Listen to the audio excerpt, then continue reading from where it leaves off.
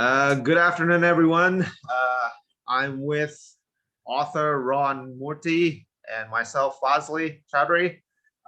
We might be very distant in terms of miles of location where we are. Rohan is in Mumbai, and I'm, of course, in the Western Hemisphere. But in that context, let me tell you a little bit about Rohan Moorthy. First of all, he's a fantastic presenter. Anybody who might have seen him present any subject, like, hold your guard and just listen, because he is a master of communicating the truest spirit and intent of the language. But in addition to that, he's the author of two novels, one being one being called The Orient's Children, the other being called The Colorful Mind of Hybrid Black.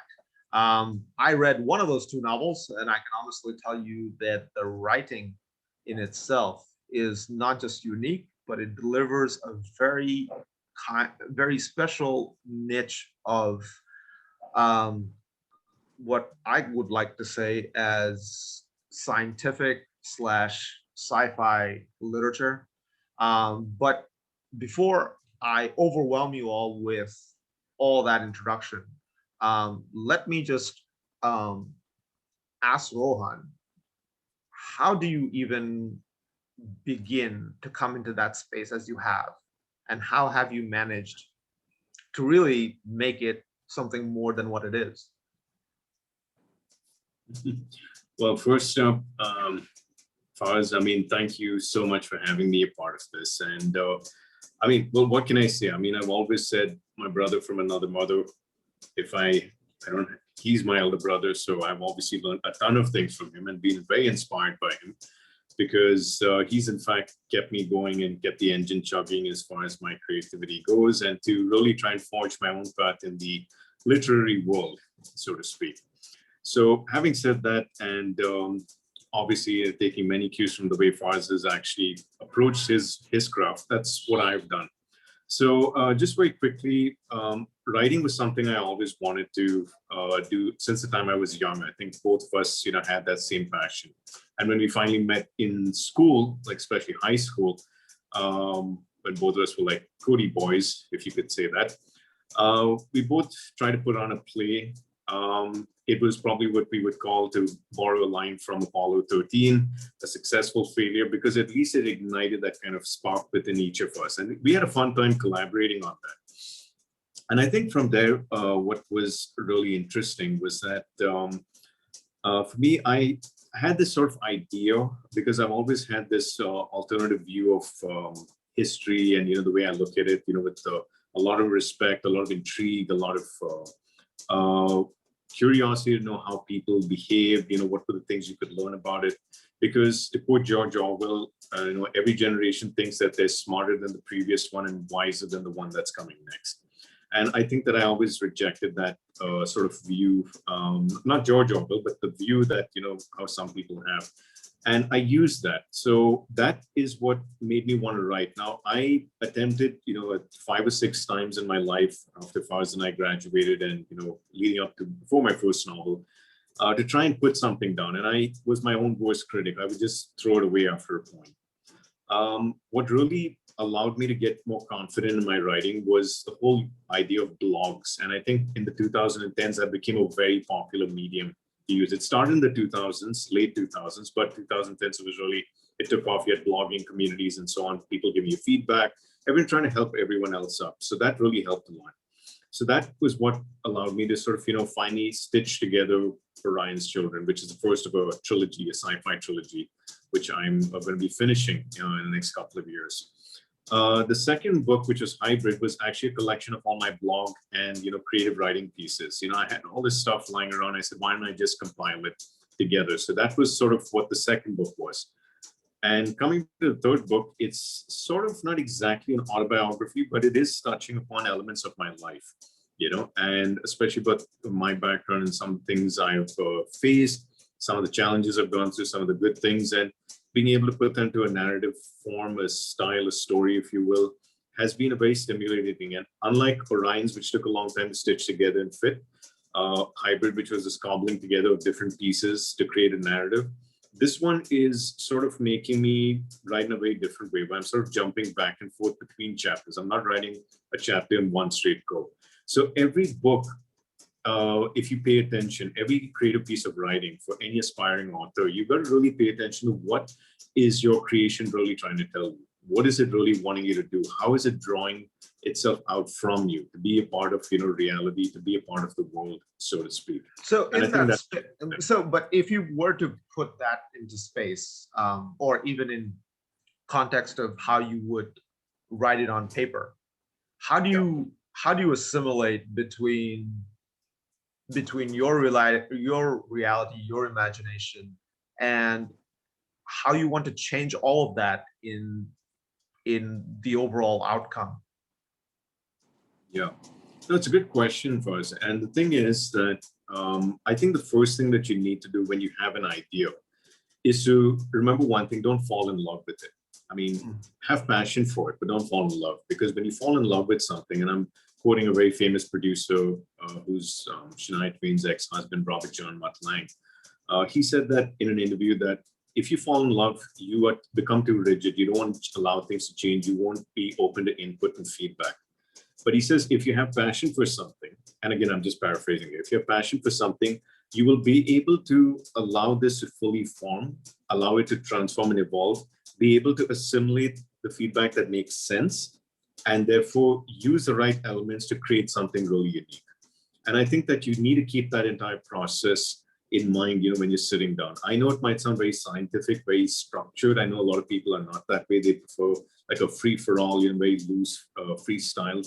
My approach has always been very structured. I mean, I think you and I are very blue in that sense, in our orientation, where we like to follow a certain outline, a certain format. We'll even think about what the book cover might look like. We might even think about how the final presentation might be, work backwards from that, think about what it is. But I think above all is to really ask yourself, am I getting influenced by anything? So to have influences from different authors and writings and all is a good thing. But to sometimes realize that you're leaning too much or dipping your brush too much into someone else's work is something to be mindful of, because you want to try and be original at the end of the day. You want to at least say, while you have reference, you're being original.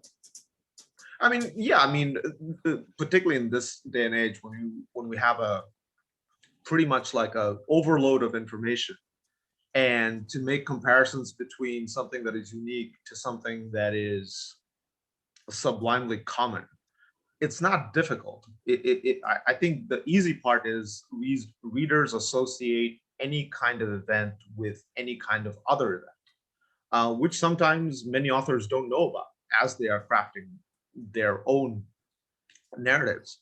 But in that space, like I know you do fantastic presentations on specific subjects, and you try to reach your audience in a way that is not just effective, but emotionally in line with the true spirit of the message that you're trying to get across. How much of that do you think is a struggle or something that you find easy as you write these stories? No, it's a very valid point that you raised, because if I come to the third book, which I'm writing right now, and just sort of putting together, it was a real challenge to sort of, figure out how that narrative style could work. Because one of the things I realized pretty quickly is that there are so many, be it TV shows, movies, theater, books of the past, current contemporary authors, writing about, the struggles of people, the challenges, rising to the occasion, and triumphing or, learning something, the hero's journey, if you will, if I could quote that from George Lucas. I know I'm quoting a lot of, like movie and music guys, but, even if I bring it closer to our craft, which is writing, I think that if I could reference Paulo Coelho or even Richard Bach, for that matter, two authors who I have a lot of respect for, or even Michael Crichton, God rest his soul. I think that what they really try to do was to really ask themselves, when they're putting things down, is this the kind of book I'd be happy to pick up and read myself? Or if I go a step further to come to Wilbur Smith, it's like, write about the things that, draw the most amount of passion from you. Don't try to be something you're not, write about the things that interest you a lot, be a little selfish that way. Mm. And I think that when you start to embrace that, what would you find interesting? It helps you to fine tune your focus for your audience, and finally allows you to find the words, thereby surmount the challenge or the struggle, if you will, as you rightly said, about being able to put something that's unique or original, where even if someone could reference it to say another work that you may not even be aware of, but the fact is that you've been able to craft something that is, in its own way, take a life of its own. So while to close with this example, tigers and lions, cat family, right? But at the same time, they're very unique in the way they do things. You might have your references, your influence. It might mirror something similar to what someone else is doing, because obviously thoughts travel, and someone else might have the same idea that enters their mind, maybe. But the truer you are to yourself, your passions and your interests and your own curiosity, the more you're likely to create something that is more uniquely your own, and something that stands out with a little more originality. No, I mean, that is quite of a helpful answer to this overall kind of situation that we face sometimes, to be really A, trying to reach the reader in such a way that is unique, and B, having a story that is unique in itself. I mean, one of the biggest challenges I face is specific to exactly what you said, is that, as you read your work, how much of it do you appreciate to say, I have done the best to reach, not just to tell the story in a way that I would like, that is perfect, but also have someone else read it to say, is this what you're trying to communicate? And that's an ongoing struggle, even for myself, where I say, there's something more that I want to do. And then when you do that, you kind of say, well, I did it. I kind of like what I wrote earlier better. So this struggle is not so much external, but it's also, I think the battle within is much more fierce, because it kind of tears us apart in terms of what we want to aspire, which is perfection. And that in itself is such a huge struggle to achieve to perfection. How do you even come close to that? Because I'll be very honest with you, I don't.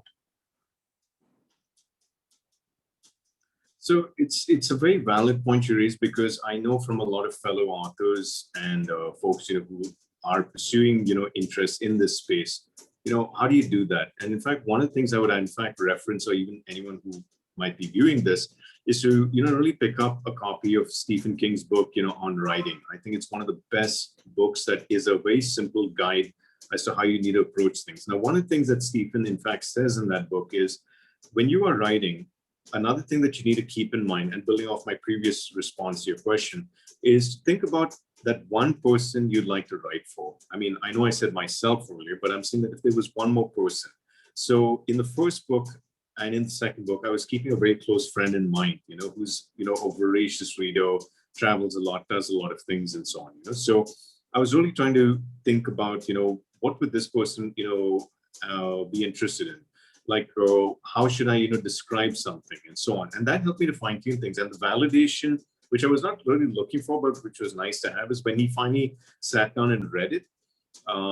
He said, wow, I think you really kept me in mind. And I hadn't even told him that, so it was a good way in which, you can sort of understand that. Because see, if I could borrow a little bit from marketing, the field of marketing, which is what you and I have, dabbled in as well, is the whole idea is that if you try to be everything to everyone, you're going to fall flat. You're not going to mean anything. You've got to try and find that niche, and from there, try and see how much you can expand yourself out, which is the audience you really like to connect with and so on. Not everything is going to have universal appeal. What will be criticized today will be praised tomorrow. What is praised today might be vilified tomorrow. So and I think you and I have seen that, I mean, case in point, look at what's happening with Star Wars right now. I mean, there's a huge debacle going on that, even if you take, the written stuff, like the books and so on. So it's very, very important to remember one thing: stay true to yourself, try and think about what would be of interest to you and so on. And more importantly, have that person in mind, because having that person helps you to focus. And when you focus, then you might find that, other people who might otherwise just have a similar interest here, not a lot, might also be interested in actually reading your work, because that's how it actually builds up. Because yes, we would love commercial success. You've advised me so many times that you know how to approach this as well, which has been very helpful. but it's a fine line to balance. But you want to try and stay true and not abandon your core audience, because your core audience is really the ones that are the foundational pillar on which you build. And you got to know about, although as an artist in your own way, you want to expand and try out new things, you've got to keep that as well in mind. Yeah, I mean, and I understand you. The whole craft of it is the fact that you keep your concentration per to the individual that you've kept in mind for the story, and that is a great way to keep that lane refined. Um, and I mean, I wish I had tried that, because in my experience, much of that is centered on the story itself. I've never actually said, this is the specific reader. I kind of said, this is the specific story. And I guess, like, the difference sometimes is that when you stay very specific to the story, that kind of opens up an entire world. But as you say that you stay specific to an individual, individuals like that kind of an individual will appreciate the story, because I'm sure you kind of understand and touch on a lot of the factors that would interest that kind of a reader, correct? Yeah, and in fact, I'm so glad you brought that up, because I was going to bring this up afterwards. You mentioned something very unique, and I think you very eloquently put it that you keep that person in mind. What would resonate, but you also said that if I pay attention to the narrative, the actual story, it opens up a huge world for me. And that's a very crucial thing. In fact, the approach with which what you just mentioned is very, very vital. Now, someone might say, well, doesn't this contradict what you just said earlier? But not really. See, because while you keep someone in mind, you're staying true to yourself, you also want to keep a third element, which is the actual narrative. So Orion's Children did that for me. So while I did keep this person in mind and so on, and I did try to do things, it was actually like in 3 phases that book actually got complete, because I actually wrote it up to about halfway and thought it was done. That's it, and I could probably end the story there. Nice short little, not a novella, but a nice short little piece, and then I could go on to the next thing. And I realized that something kept pulling at my mind and my heartstrings, saying that it's not done.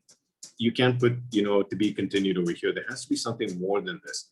And what really happened was, as I started to approach different publishers and, like literary agents, all getting rejected by everyone. I'm sure a lot of guys might agree, and they felt the pain as well. I know you have, and you've always pulled me up about that as well. It made me realize that the narrative itself has to play out in front of you. What is it really asking you to do? Where is it taking you? Because remember one thing, it's like exercising a muscle in your mind that is not yet strong, but as you strengthen it, that part of your mind, that ability to draw from the universe, or that talent pool which is deep within yourself, you need to see and need to feel it, all play out the right way, and really need to listen to what your gut's telling you. So while you're keeping, it's like the person that you're writing for is the port of destination. The narrative is the ship that you're on. And the ability to listen and pay attention is like the way like sailors used to pay attention to the weather and the wind and stuff like that, to when to raise the sail and the mast and all. Like especially when people go into the new world, uncharted waters, going into say Mexico or South America, or when they were first going towards the Canadian coastline or something like that. So you want to keep all these factors in mind, because, and more importantly, you need to realize that you are writing because you are here to do this. Now, critics obviously are there to do their job. I mean, sometimes it's their job to tell people, is it worth your time or not?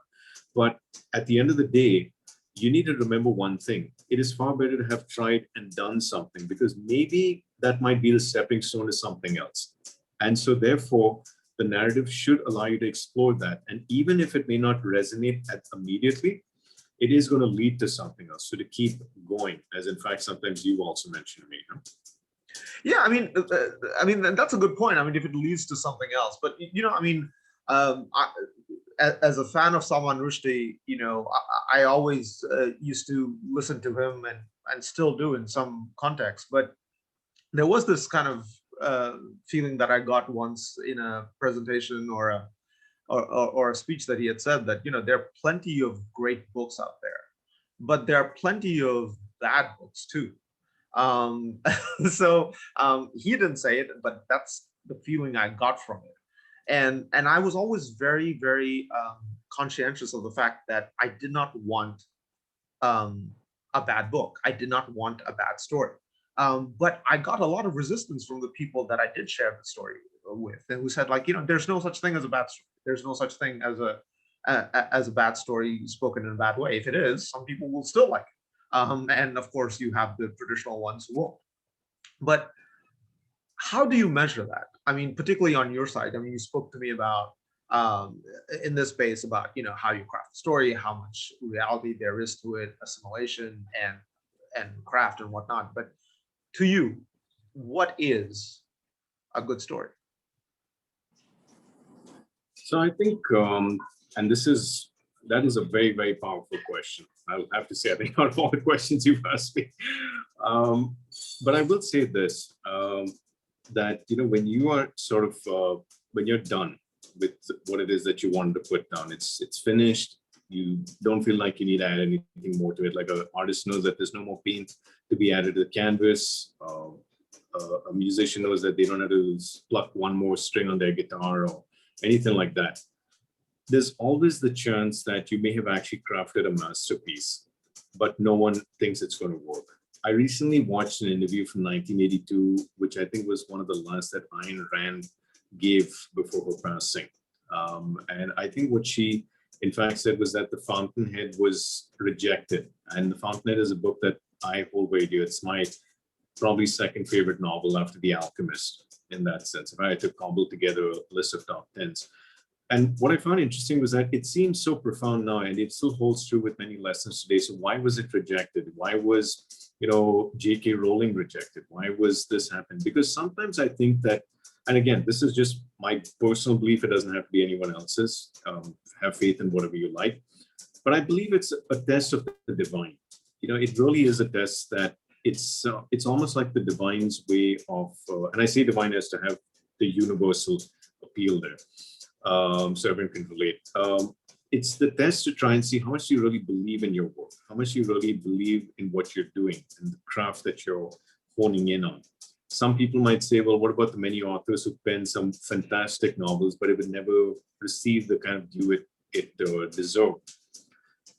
If you really ask me, I think personally that if I fall into that same bucket where maybe years from now people will say, wow, he wrote all these books, why were they not huge successes in his life? And it's kind of resonating a lot now. I'd still be happy about that because you know why? Two reasons. One is it takes a lot of courage to put yourself out there and to get behind something you're doing. And to quote a few authors is that the beauty of the written word, just like music or anything else, is that it lives on after you've departed. And if it can continue to create value in some form and resonate, even at a later time, your mission out here was complete. So knowing that and having that long-term view, I think is a very critical thing, which I nearly felt prey to the short-sightedness of the entire thing, that, oh, this is great, and I'm going to prove all these naysayers wrong. And it's kind of like, it kind of reminds me a little bit, if I could just conclude this point with an interview I remember seeing of George Clooney in his early 30s. I mean, you wouldn't recognize him there as you see him now, sophisticated and well-groomed as opposed to how he was at that time. And he said, maybe my critics were right. Maybe I wasn't meant to do all these things, but let's see, I'll try. And I think because he still persevered, that perseverance paid off in a big way, with the role in ER and everything else. The same way with a lot of authors like Richard Bach and, A.J. Cronin and, and let's say, J.K. Rowling for that matter, Stephen King as well. I mean, he faced a lot of rejection as well. Yeah, Stephen King especially did for the first part of his writing career. He actually, I've read the stories. It was not at all as one would think was a like a star beginning. But yeah, go on. Yeah.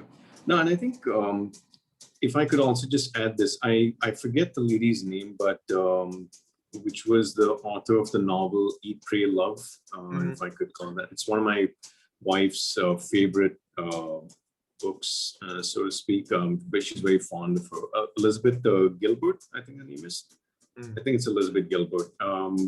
Maybe the guys in the comments could correct me on this, but she said that, at that talk a while ago, she said that, talking about her own challenges and, how she built her career up. And she says, the problem is sometimes when you have a breakthrough novel that you finally, you reach that level of success, you finally taste that sweet nectar you've always been looking for, and you finally have the breakthrough.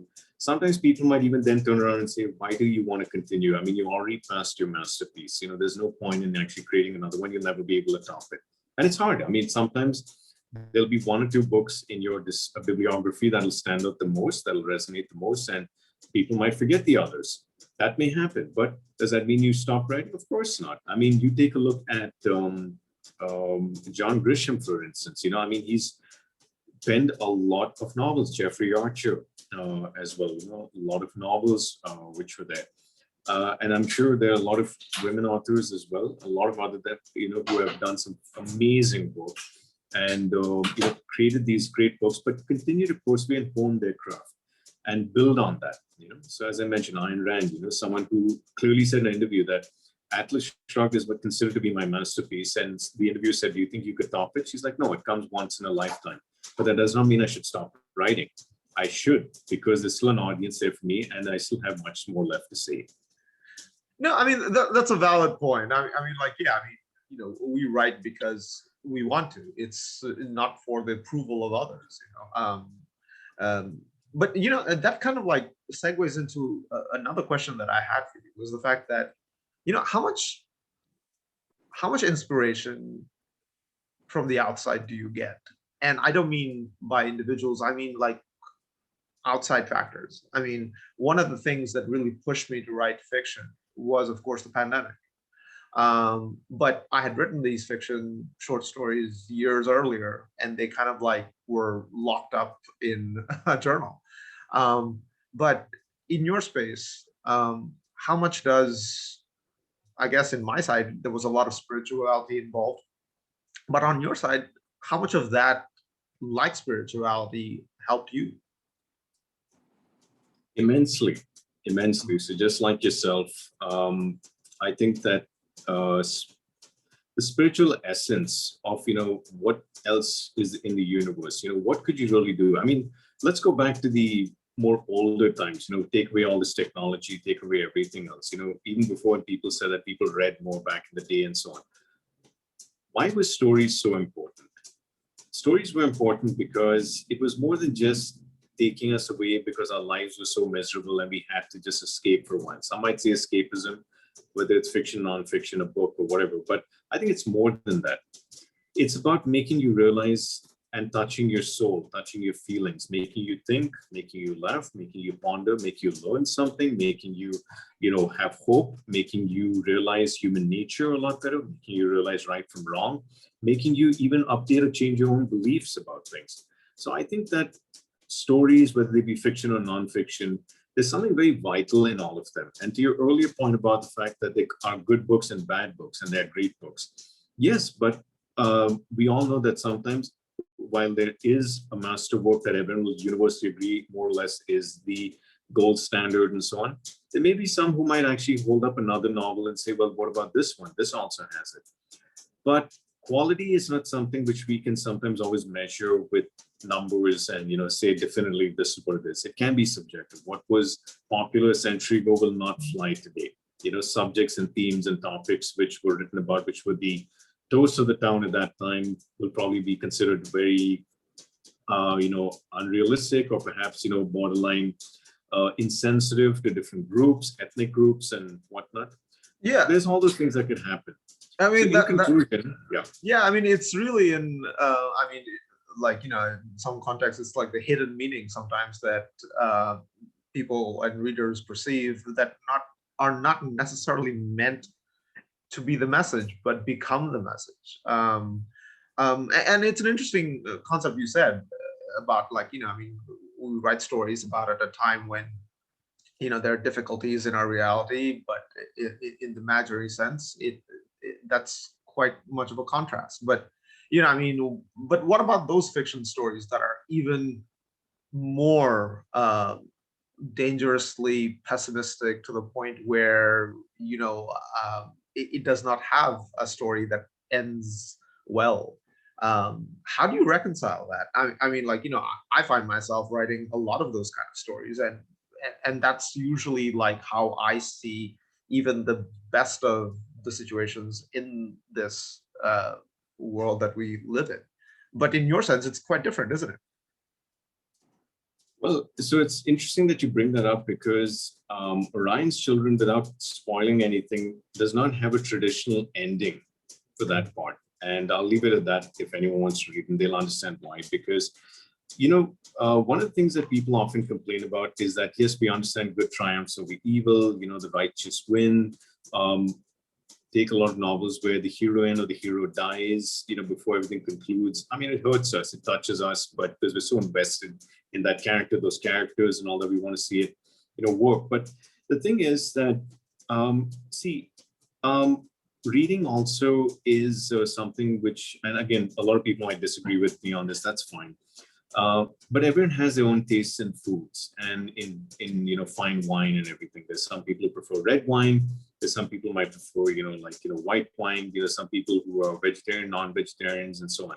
How that applies to writing and reading and so on, especially for a reader, is that to really find and like Robin Sharma said, don't torture yourself trying to read a book just because it's popular and your friends are talking about it or it's not connecting with you. He says, give it a chance, try and see if you can get your head around it and see how far you want to go, but don't torture yourself for not finishing it. And so that's one. But the second thing is that understand what your own tastes and preferences are and how that's shaping up and changing. Because from where I started, from when you and I were in school, for instance, and where I am right now, I can actually see that, I'm more open to nonfiction than I was at that time.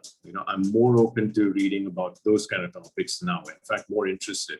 In fact, one of the next books I plan to read is by Sidney Poitier, his autobiography, The Measure of a Man, which is going to come next. So why is that important? Because I realize that there's a time and place to read certain things. Another thing is that to figure out, is it the right time to also read something? Like you take, for instance, Leon Urie's book, Trinity, about Ireland. I started that book in 2005, read a couple of pages, put it away, and I realized immediately it's a great book, but it's not for me right now. I need to come back to this. And I read that in 2013, and then I loved it. So that can happen as well. So to your original point about, what do we do, especially when we're trying to write novels that might be considered to be leaning towards more pessimistic view of life, might have, not the hero always win, might sort of see a very different outcome where readers might feel dejected and sad and so on.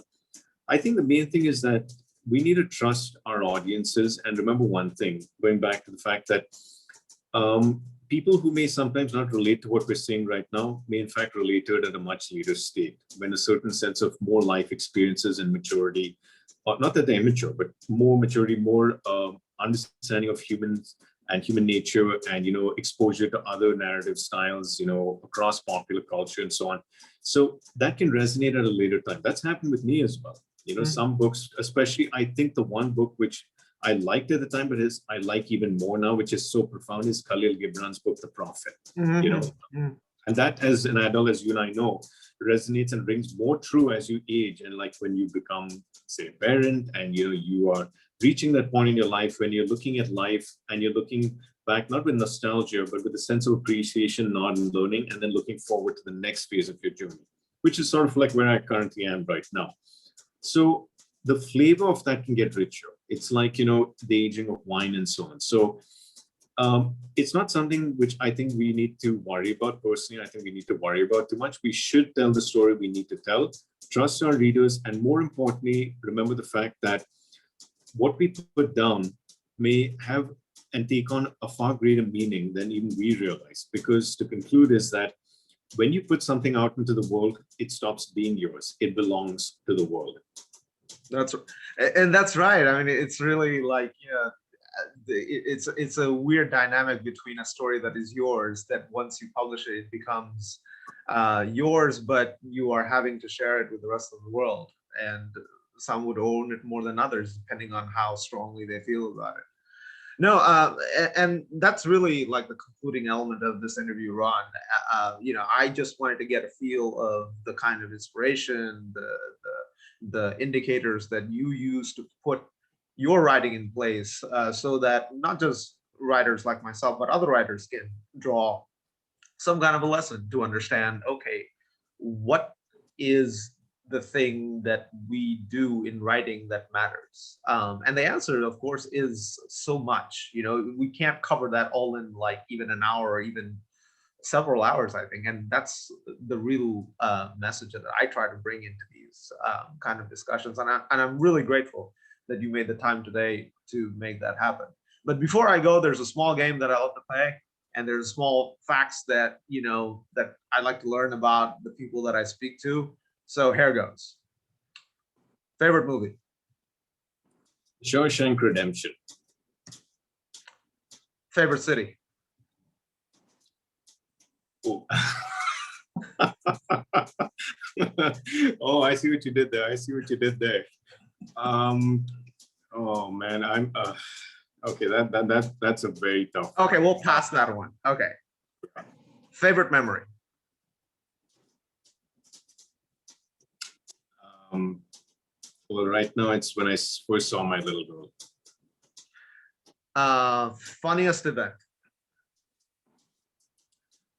Seeing a very close friend of mine, I think trying to be a little smart and bark at a couple of dogs lying in the street, and then only realizing a whole pack started chasing him all the way down. And the dogs just kind of went around me, and another friend might were on another bike, and they didn't even touch us. They just focused on this guy. And fortunately, he was fine, but we were killing ourselves with laughter. We frightened, I think, all the people in that street with that, but I just can't go. It still gives me the tickles even now.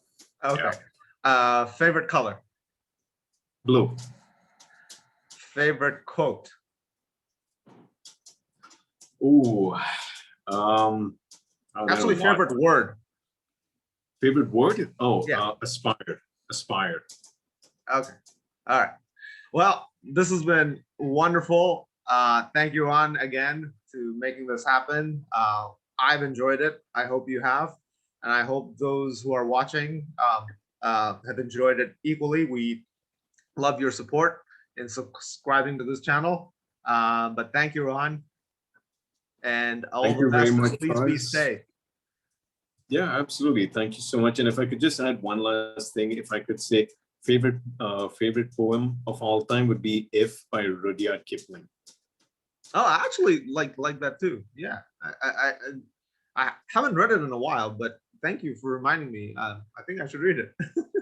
Yeah, it would relate a lot to what we were discussing right now. Okay. Yeah. All right. Take care, Rohan. Thank you. You too, Faz. Take care.